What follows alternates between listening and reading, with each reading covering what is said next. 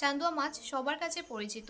এই মাছটা আমরা সকলে কম বেশি পছন্দ করি। এই মাছের স্বাদ কিন্তু ১০০তেই ১০০। মাছটা রান্নার পদ্ধতি একদমই সহজ আর খেতে কিন্তু ভীষণই ভালো লাগে। রেসিপিটা শেয়ার করছি একদম ঘরোয়া পদ্ধতিতে। ঘরোয়া মশলা দিয়ে কিভাবে চান্দুয়া মাছের রেসিপি তৈরি করবেন তার পুরো প্রসেসটা আজকে আমি এই ভিডিওতে দেখিয়ে দেব।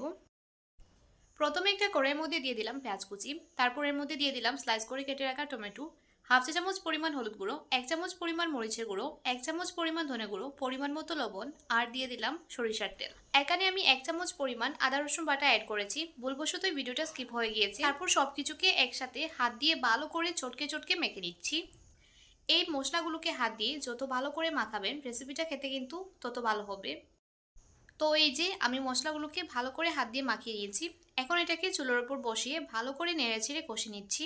মশলাগুলোকে কিছুক্ষণ ভালো করে নেড়েচেড়ে নেওয়ার পর এখন এর মধ্যে দিয়ে দিচ্ছি কিছুটা পরিমাণ পানি। পানি দিয়ে সবকিছুকে ভালো করে আবারও নেড়েচেড়ে নিচ্ছি। যখন পানিটা পুরোপুরি শুকিয়ে গিয়েছে আর তেলটা মশলা ঝেড়ে উপরে উঠে এসেছে, এ পর্যায়ে আমি এর মধ্যে দিয়ে দিচ্ছি ধুয়ে রাখা চান্দুয়া মাছ। এই মাছগুলোকে আমি ভালো করে ধুয়ে পরিষ্কার করে নিয়েছি আর এর মধ্যে দিয়ে দিলাম ১০ থেকে ১৫ টুকরো সাতকরা। এই মাছের মধ্যে সাতকরা দিলে খেতে কিন্তু দারুণ লাগে।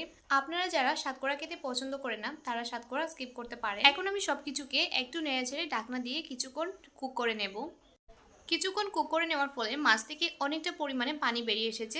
এখানে কিন্তু আমি কোনো ধরনের পানি দেইনি। যেহেতু এই মাছগুলো অনেকটা পরিমাণে নরম তাই এগুলোকে বেশি করে নাড়াচাড়া করা যাবে না। আর এই মাছগুলো রান্না করতে কিন্তু বেশি সময় লাগেও না। এগুলোকে একটু নেড়েছেড়ে এখন আমি এর মধ্যে দিয়ে দিচ্ছি পানি। পানি দিয়ে সবকিছুকে মিশিয়ে এটাকে ঢাকনা দিয়ে ঢেকে রেখে দেবো ৪ থেকে ৫ মিনিট পর্যন্ত। ৪ থেকে ৫ মিনিট রান্না করে নেওয়ার পর তৈরি হয়ে গেল আমাদের চান্দুয়া মাছের রেসিপি। এখন আমি এটাকে নামিয়ে সার্ভ করে নেব। তৈরি হয়ে গেল ভীষণ মজাদার চান্দুয়া মাছের রেসিপি। এই রেসিপিটা গরম ভাতের সাথে খেতে কিন্তু দারুণ লাগবে। কেমন লাগলো আমার আজকের রেসিপি অবশ্যই আমাকে কমেন্টস করে জানাবেন। ভালো লাগলে চ্যানেলটা সাবস্ক্রাইব করে পাশে থাকবেন। ভালো থাকবেন সবাই, আল্লাহ হাফিজ।